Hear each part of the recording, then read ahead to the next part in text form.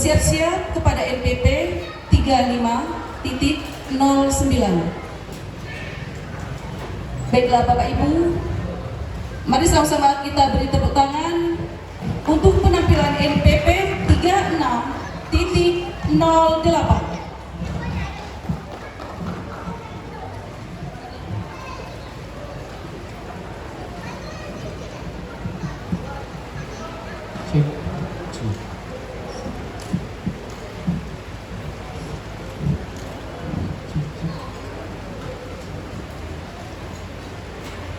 Assalamualaikum warahmatullahi wabarakatuh.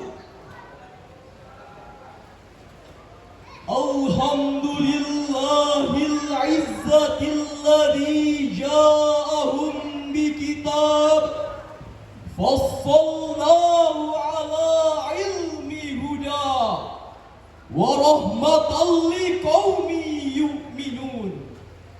Ashhadu an la ilaha illallah wa ashhadu anna Muhammadan abduhu wa rasuluh.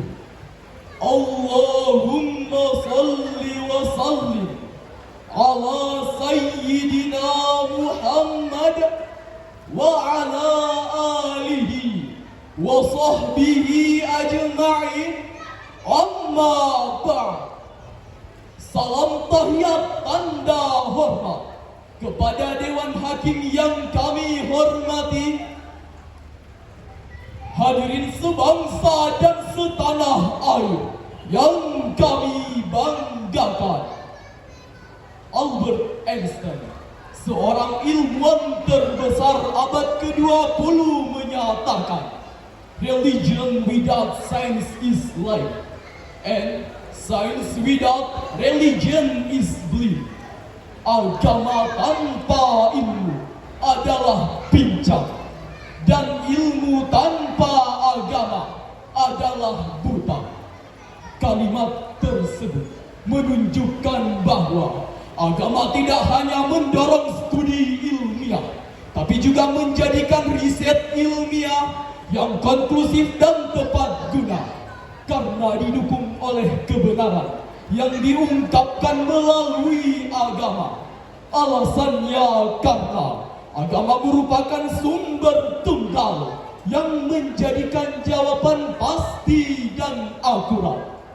Selain daripada itu, kalimat tersebut juga menunjukkan bahwa ilmu pengetahuan tanpa panduan agama tidak akan dapat berjalan dengan benar, tetapi justru hanya membuang banyak waktu dalam mencapai hasil tertentu, atau lebih buruk lagi, seringkali tidak memperoleh bukti yang meyakinkan.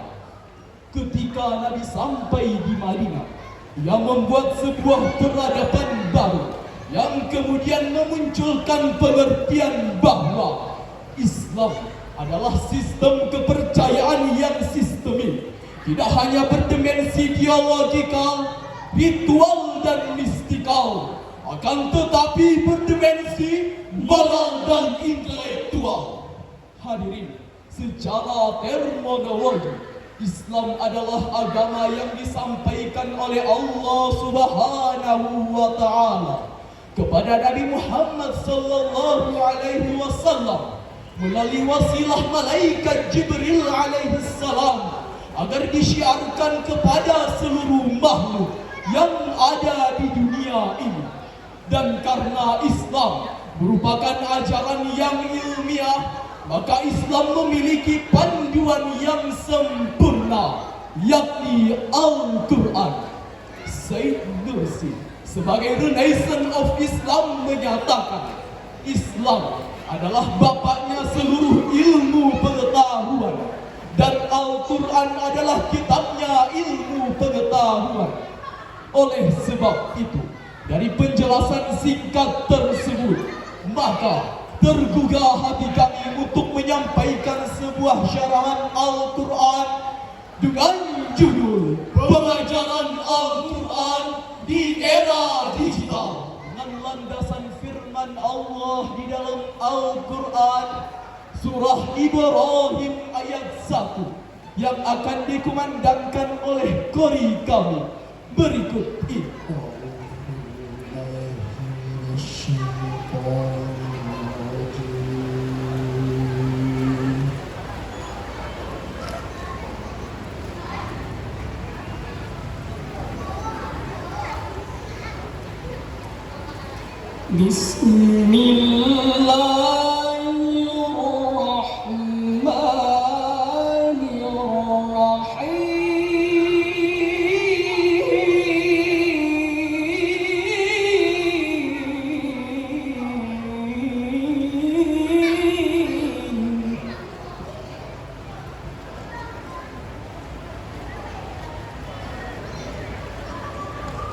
Alif Lam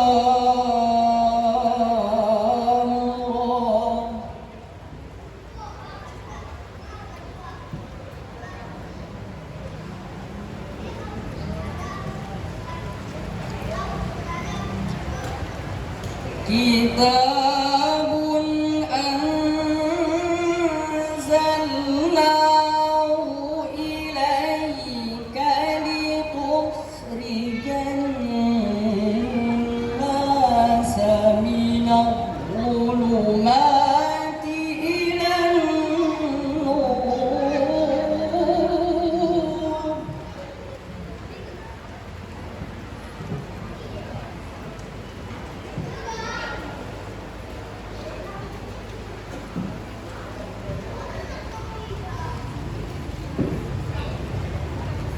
Litukhrijan nasa minadh dhulumati ilan nuri bi'izni rabbihim ila siratil azizil hamid. Aku berlindung kepada Allah dari usikan syaitan yang terkutuk. Dengan menyebut nama Allah yang Maha Pengasih, Maha Penyayang. Alif Lam Ra. Ini adalah kitab yang kami turunkan kepadamu Muhammad agar kamu mengeluarkan manusia dari gelapnya gulita menuju cahaya yang terang benderang atas izin Tuhan mereka, yaitu menuju Tuhan yang Maha Perkasa lagi Maha Terpuji. Hadirin yang berbahagia, Profesor Dr. Muhammad Quraisyihab dalam tafsir Al-Misbah volume 7 dari halaman 6 sampai dengan 9 menjelaskan bahwa Allah Subhanahu wa Ta'ala menurunkan Al-Quran kepada Rasulullah Muhammad sallallahu alaihi wasallam agar petunjuk dan ketetapan-ketetapan yang dibawa Al-Quran itu dapat menjadi tuntunan dan bimbingan kepada umatnya. Imam Al-Qurtubi dalam kitab Al-Jami' li Ahkamil Quran, beliau menjelaskan ketika sampai pada surah Ibrahim ayat 1, pada kalimat itu khrijan nasa minadh dhulumati ilan nur, bahwa di antara fungsi Al-Quran adalah yaitu mengeluarkan seseorang dari gelapnya kekafiran serta sesatnya kebodohan menuju terangnya cahaya keimanan dan ilmu pengetahuan. Abu Bakar Al-Jazair dalam Aisarut Tafasir li Kalamil Aliyyil Kabir menjelaskan bahwa litukhrijan nasa minal dhulumat, agar engkau mengeluarkan manusia dari kegelapan, yaitu dari gelapnya kekafiran serta sesatnya kebodohan, menuju terangnya cahaya keimanan dan ilmu pengetahuan. Dan itu semua biidni rabbihim, atas izin Rabbmu dengan taufik dan pertolongannya, ila siratil azizil hamid, menuju jalan yang maha perkasa lagi maha terpuji. Imam Ibnu Katsir dalam kitab tafsir Ibnu Katsir menjelaskan bahwa litukhrijan nasa minadh dhulumati ilan nur, ay innama ba'atnaka ya Muhammad bihadzal kitab litukhrijan nasa mimma hum fihi minadh dhalali wal ghayy ilal huda war rusyd.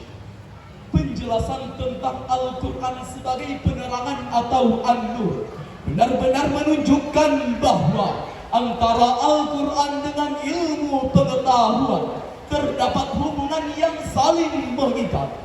Malik bin Nabi dalam kitabnya Intaj al-Mustasyrikin wa Tharuhu fi al-Firi al-Hadith menjelaskan bahwa ilmu pengetahuan adalah sekumpulan masalah serta sekumpulan metode yang diperbuat untuk tercapainya masalah tersebut. Ini menunjukkan bahwa kemajuan ilmu pengetahuan tidak dapat dinilai dengan apa yang dipersembahkannya kepada masyarakat, tetapi juga diukur dengan wujudnya suatu iklim yang dapat mendorong kemajuan ilmu pengetahuan tersebut, termasuk Al-Quran. Oleh sebab itu, sains akan dapat berkembang dengan cepat hanya dituntun oleh Al-Quran dan mengambil kebenaran darinya. Ketika jalan yang bertentangan dengan agama diambil, hal ini sama saja para ilmuwan hanya menyia-nyiakan waktu dan sumber daya dan menghalangi kemajuan sains. Demikianlah menurut Harun Yahya di dalam The Quran leads the way to science. Lalu, bagaimanakah dinamika keilmuan umat Islam saat ini? Data Badan Penelitian Internasional menyebutkan bahwa Israel yang notabene Yahudi dalam 1 juta penduduk memiliki 1.600 pakar pengetahuan. Amerika yang notabene Nasrani dalam 1 juta penduduk memiliki 160 pakar pengetahuan. Sedangkan Indonesia yang notabene mayoritas muslim terbesar di dunia dalam 1 juta penduduk hanya memiliki 65 pakar, dan yang muslim hanya 6 orang saja. Miris bukan hadirin? Oleh sebab itu, dalam bidang sains dan teknologi, kita masih jauh tertinggal oleh bangsa-bangsa lain. Kita masih jauh tertinggal oleh Amerika yang protestanis. Kita masih jauh tertinggal oleh Korea yang konfusianis taois. Bahkan hadirin, kita masih jauh tertinggal oleh Jepang yang Buddhis taois. Padahal 14 abad yang lalu kita telah diperintahkan untuk membaca dan menggali ilmu pengetahuan. Bacalah Al-Quran supaya hidup teratur. Bacalah alam agar lahir karya-karya luhur. Bacalah diri kita agar hidup tidak takabur. Sebab membaca di dalam Islam harus dibarengi serta diimbangi dengan Bismi Rabbikal ladzi khalaqa, dengan menyebut nama Tuhanmu yang menciptakan. Akan tetapi, untuk dapat memahami dengan jelas dan benar terhadap interpretasi dari firman-firman Allah di dalam Al-Quran yang menjelaskan tentang korelasi antara Al-Quran dengan ilmu pengetahuan, untuk menjadikannya sebagai sumber ilmu pengetahuan, maka salah satu yang harus dilakukan adalah dengan memahami Al-Quran secara tekstual terlebih dahulu, yakni memahami Al-Quran dari segi kebahasaannya, dan Al-Quran menggunakan bahasa Arab sebagaimana firman Allah di dalam Al-Quran surah Taha ayat 113. وَكَذَلِكَ أَنزَلْنَاهُ قُرْآنًا عَرَبِيًّا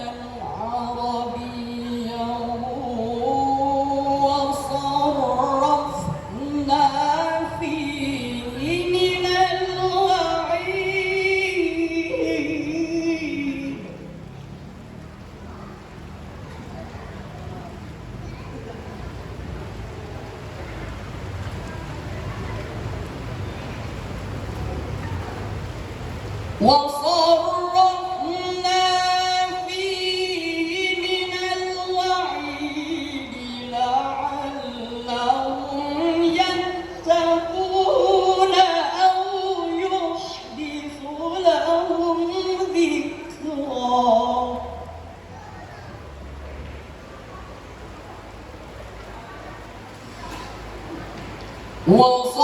وصرفنا فيه من الوعيد لعلهم يتقون أو يحدث لهم ذكرا صدق الله العظيم.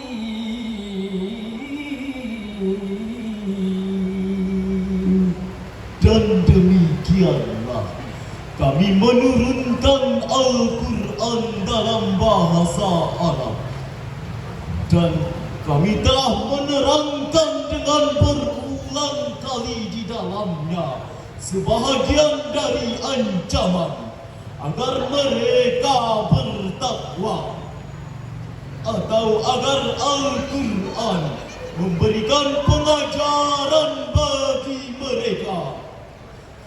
Maha benar Allah atas segala firman-Nya. Hadirin yang berbahagia, dalam kitab Al-Jami' Al-Bayan At-Ta'wilul Quran, Imam At-Tabari menjelaskan bahwa yang dimaksud dengan ayat tadi adalah ma hadaru bihi min amrillahi wa iqabihi wa wiqa'ihi bil umami qablahum.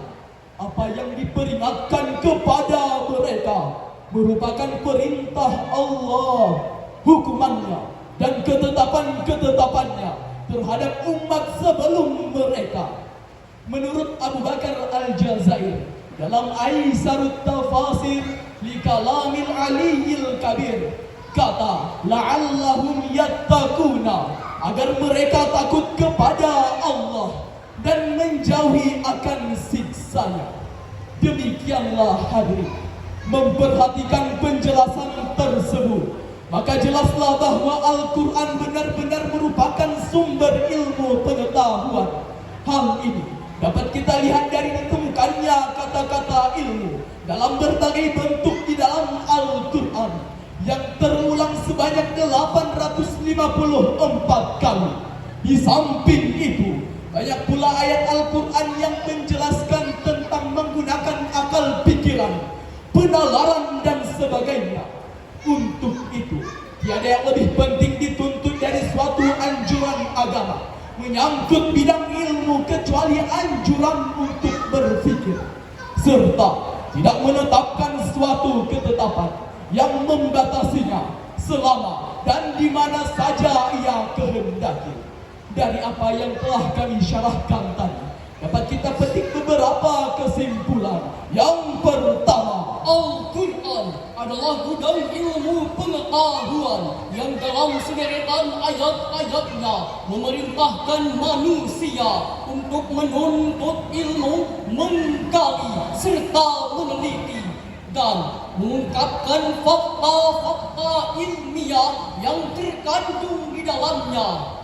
Yang kedua, Al-Quran adalah kitab suci dan firman Tuhan dan mengajarkan bahwa Tuhan Maha Mengetahui dan berkuasa, sehingga pada umat Islam sangat terinspirasi menghormati orang lain dan menjaga pandangan orang lain. demikianlah yang dapat kami sampaikan pada kesempatan kali ini. Wabillahi taufiq wal hidayah. Wassalamualaikum warahmatullahi wabarakatuh.